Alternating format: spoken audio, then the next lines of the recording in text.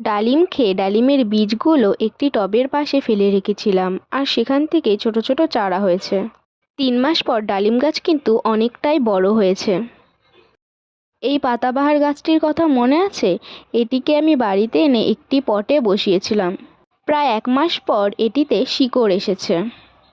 ওর আরেকটি পাতাবাহার গাছ আছে, এই যে।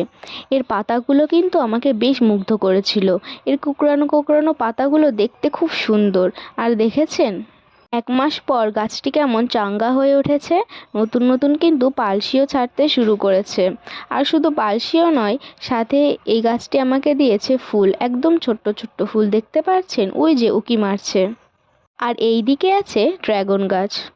একটি শাখা ভুলবশত আমার হাতে লেগে ভেঙে যায়, আর এর শিকড় দেখে আমি এটিকে কোনো রকম মাটিতে পুঁতে রাখি। আর তার 1 মাস পরেই দেখা যায় 3টে নতুন নতুন পালসি ছেড়েছে।